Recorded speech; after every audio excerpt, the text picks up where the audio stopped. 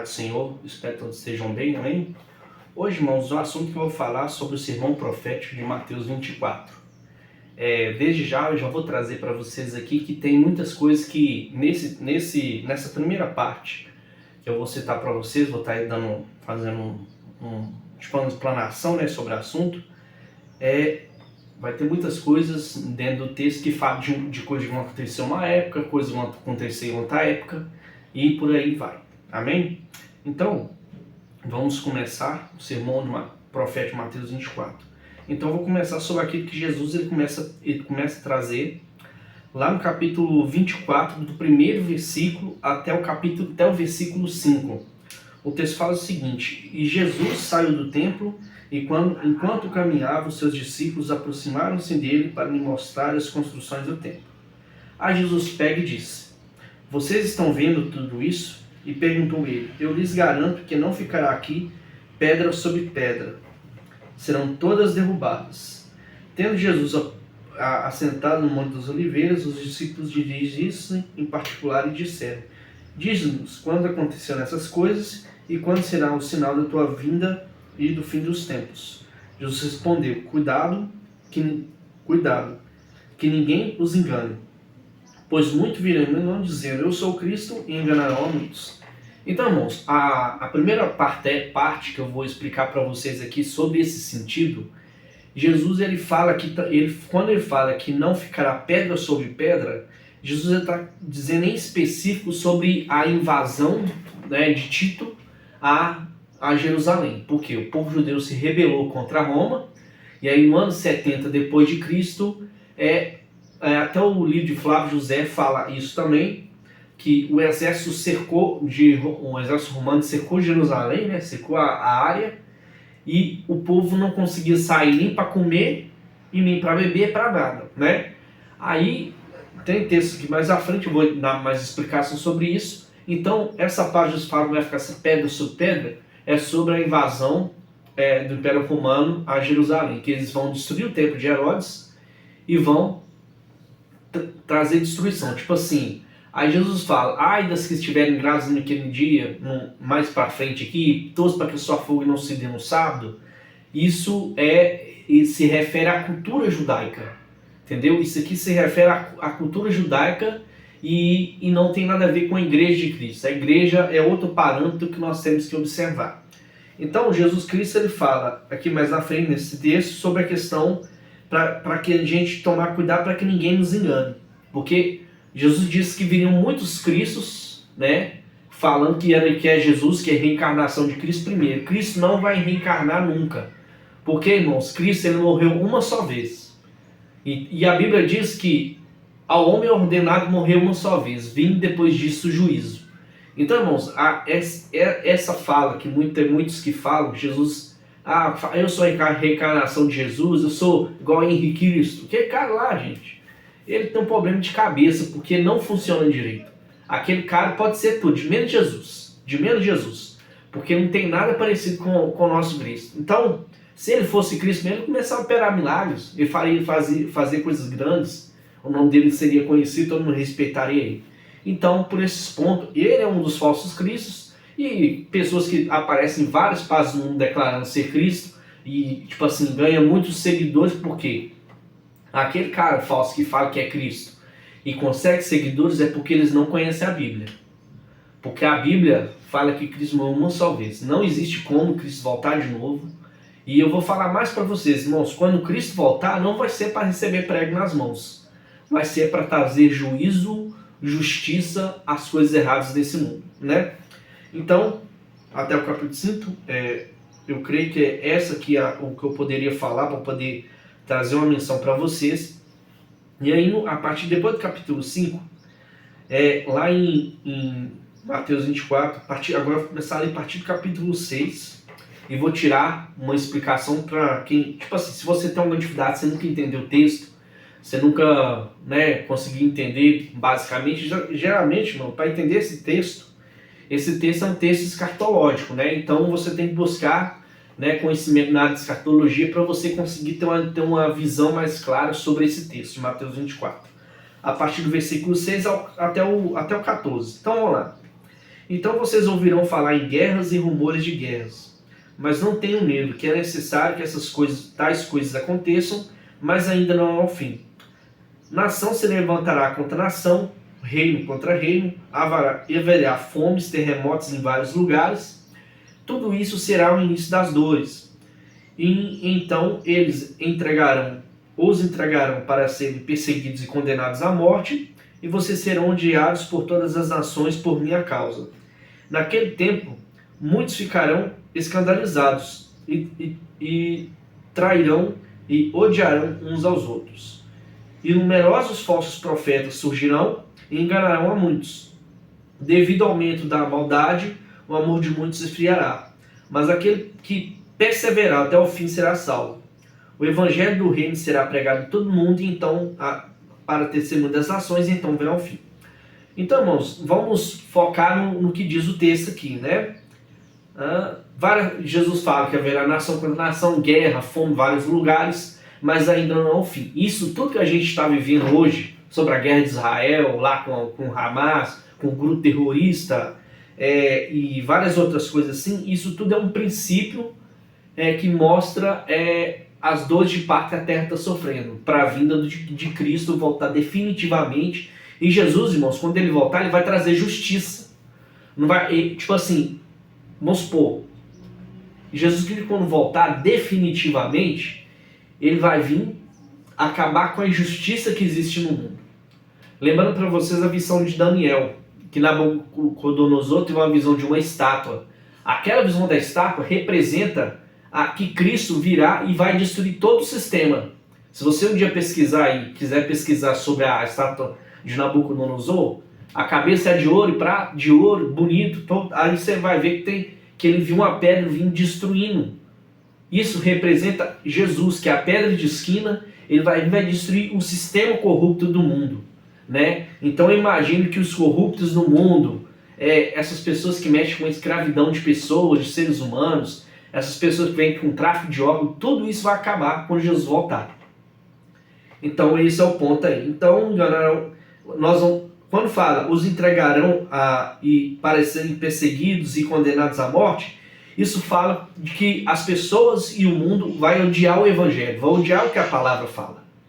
Porque a palavra, irmãos, ela condena práticas pecaminosas, práticas que não condizem com quem deve ser cristão. Então, um cristão, ele não pode viver no pecado, ele não pode viver praticando adultério, ele não pode viver em fornicação, ele não pode viver mentindo, em prostituição, em imoralidade sexual. Então, a palavra de Deus condena isso tudo, e o mundo vai odiar os cristãos por causa disso. Então, eu quero falar para vocês uma realidade, isso é uma verdade grande, porque todo cristão, eu sou o pregador cristão que prega a palavra, que falar a verdade incomoda as pessoas não aceitam a verdade, as pessoas não aceitam aquilo que Deus quer falar para o mundo. Por quê, irmãos? Deus ama o mundo, ele enviou seu Filho para que todo aquele que nele crê não pereça, mas tenha vida eterna. Mas se você quiser servir a Cristo e continuar na prática de pecado, você está errado, você não vai ser salvo, porque para você ser salvo, você tem que abandonar o seu pecado, se arrepender e nunca mais voltar a praticar. Beleza? Então vai por isso aí. Então, nós seremos perseguidos, né? Nós vamos ser odiados, nós já somos, nós vemos claramente a perseguição, né? A igreja no mundo, isso é a palavra de Cristo se cumprindo, né? E naquele tempo muitos ficarão escandalizados e dirão uns aos outros. Então tem um texto que fala que por se multiplicar a maldade, isso quer dizer o quê? Por se multiplicar a iniquidade, o amor de muitos esfriará. O que é iniquidade, irmãos? Iniquidade remete a pecado, a erro. Tipo assim, hoje existem muitos falsos profetas que isso aqui está se cumprindo nos dias de hoje. Hoje existem muitos falsos profetas ensinando que você pode pecar à vontade, que Deus não vai te condenar, que Deus não vai ter postura nenhuma com você. Mentira. Irmãos, Deus é amor, mas Deus é justiça, é juízo. Deus, irmãos, ele não é essa coisa que esses falsos profetas estão pintando para vocês aí, não. Então eu estou alertando vocês aqui que vocês tomem cuidado, porque não é assim que esses profetas estão achando que você pode pecar à vontade, que Deus não vai olhar. Irmãos, Jesus, quando mandou os discípulos pregar, Jesus falou assim, pregar assim, arrependei-vos, porque é chegada a voz de Deus. Então, Jesus ele veio abortar e libertar a humanidade do pecado. Então, irmãos, isso é uma coisa que o cristão, aquele que quer servir a Deus, quer estar com Deus no céu, ele tem que abandonar o pecado. Sem abandono de pecado, não há como entrar no céu. Amém? Porque a Bíblia também fala, buscai comunhão com todos e a santificação sem a qual ninguém verá a Deus. Se você não for santo, você não vai subir no dia do arrebatamento. Se você não tiver uma vida de relacionamento com Deus, porque tipo assim, para a gente vencer o pecado, a gente tem que ter um relacionamento com Deus. Por isso que a oração na vida do cristão ela é tão importante, porque quanto mais você ora, quanto mais você relaciona com Deus, mais parecido você vai ser com Cristo. E Cristo, ele era santo. Cristo não praticava imoralidade sexual, ele não era casado, não praticava adultério. Então Cristo foi santo em tudo que ele caminhou. Então nós precisamos seguir o exemplo de Cristo. Porque o modelo para entrar no céu é ser parecido com Cristo. Talvez você não pode ser exata a imagem de Cristo, mas pelo menos você tem que ser parecido com ele. Amém? Então, vamos lembrar. Então, a maldade no mundo se esfriará. Por quê? Quanto mais o mundo aceita o pecado, mais ele rejeita a Deus. E quando o mundo ele aceita o pecado, quer praticar o pecado, prefere amar os desejos da carne do que a vontade de Deus, isso é receita para perecer. Vocês estão entendendo? Porque, tipo assim, irmãos, eu posso aceitar Jesus hoje, mas se eu não abandonar meus pecados, não quer dizer nada. Quer dizer que minha coração sempre esteve longe do Senhor. Amém? Próximo texto aqui. Capítulo 24, nós vamos ler a partir do 15 em diante, até o 20. Então, assim quando vocês virem o sacrilégio terrível, do qual falou o profeta Daniel no lugar santo, que ele entenda. Então os que estiverem na Judéia, fujam para os montes. E quem estiver no telhado da sua casa, não desça para tirar alguma coisa. Quem estiver no campo, não volte para pegar o seu manto. Como serão terríveis aqueles dias para as grávidas, para aquelas que estiverem amamentando. Olhem para que sua fuga não aconteça no inverno e nem no sábado. Sabe por questão da cultura judaica, né, irmãos? Então, se der no inverno, por que acontece? O livro de Flávio José fala que com o cerco em Jerusalém por Tito, havia fome tremenda na cidade de Jerusalém.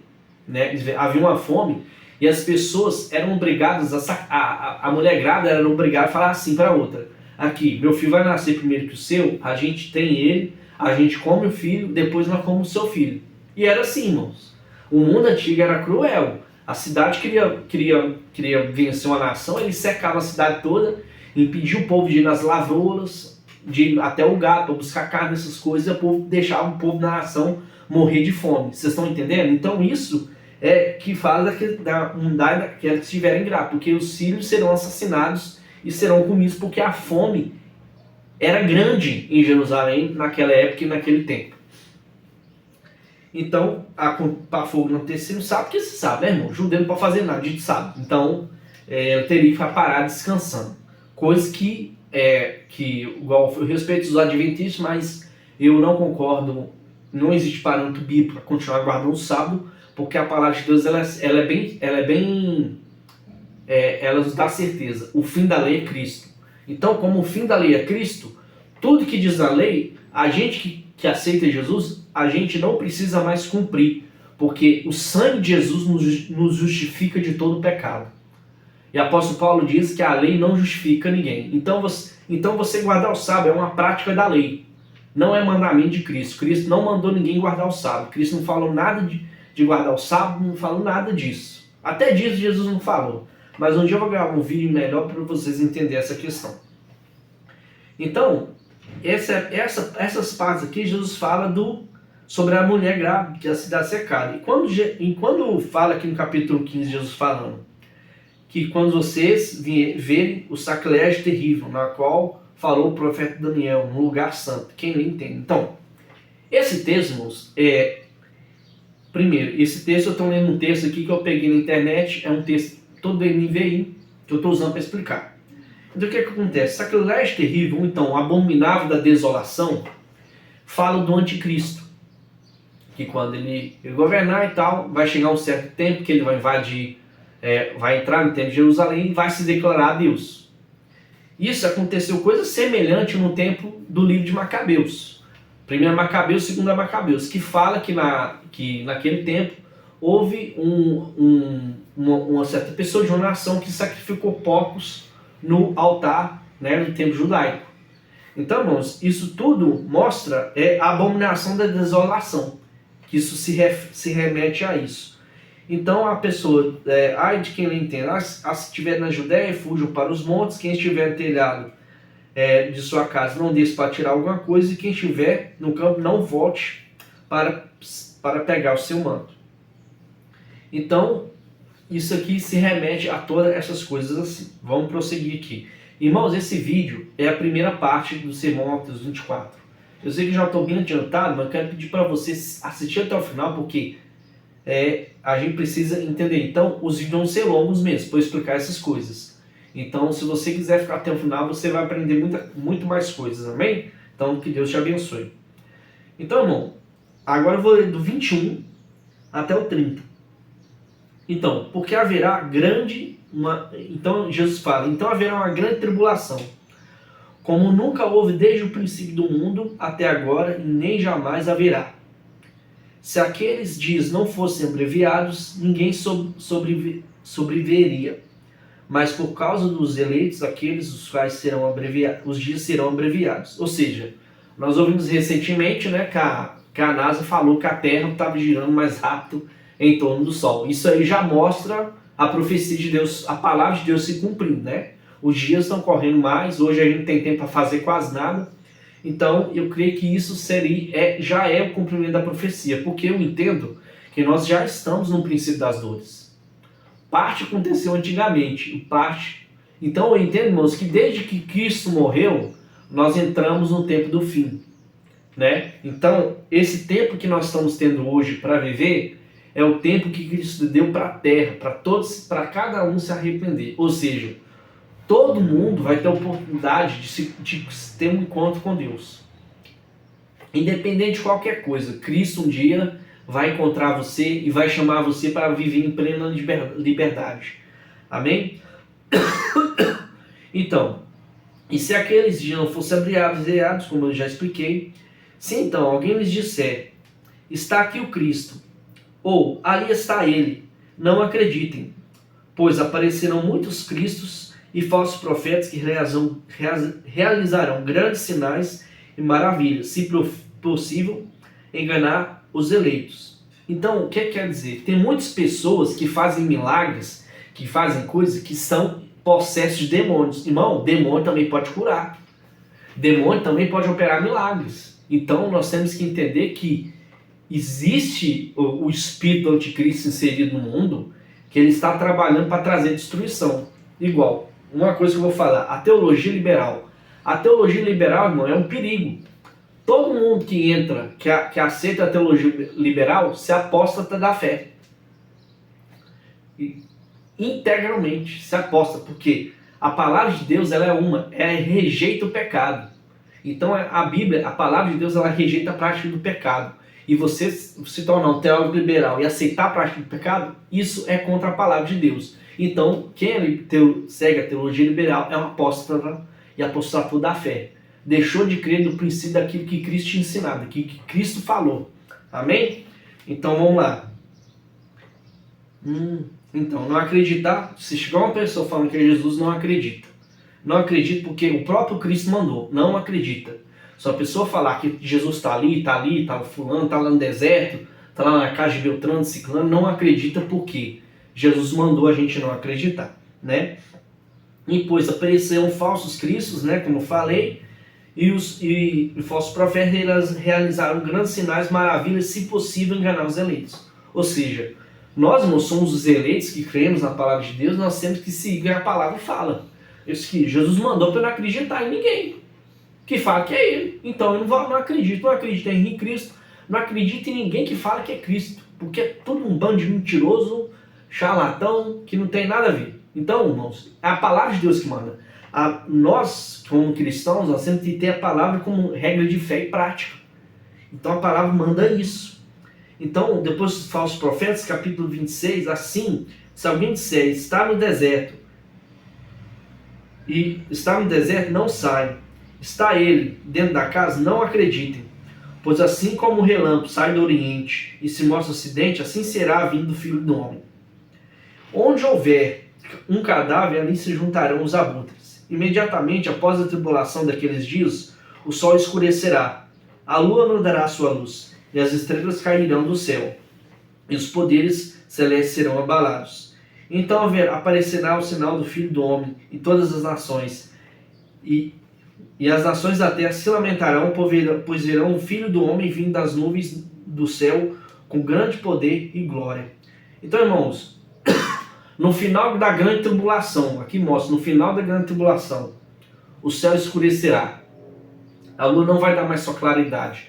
Aí quando o texto fala, os poderes do céu serão abalados, irmãos, os principados e as potestades vão cair. Isso fala de hostes malignas perdendo o seu ponto de poder. Todo principado, toda potestade que existe ao redor do mundo, ao redor da terra, irá cair. Irá cair e serão lançados no lago de fogo, como fala lá em Apocalipse, que Satanás será lançado no lago de fogo, ele, falso profeta e tal, e serão presos por 1000 anos. Então, isso aqui vai acontecer nesse tempo aqui, onde fala em Apocalipse, na segunda volta de Cristo. Ou seja, irmãos, quero falar outra coisa. Eu sou pré-tribulacionista. E eu não creio que o arrebatamento será secreto. O arrebatamento não é a segunda vinda de Cristo. O arrebatamento, para mim, é uma trombeta, é um sinal de que Cristo está voltando. Então, irmãos, nós precisamos entender e buscar compreender essas coisas.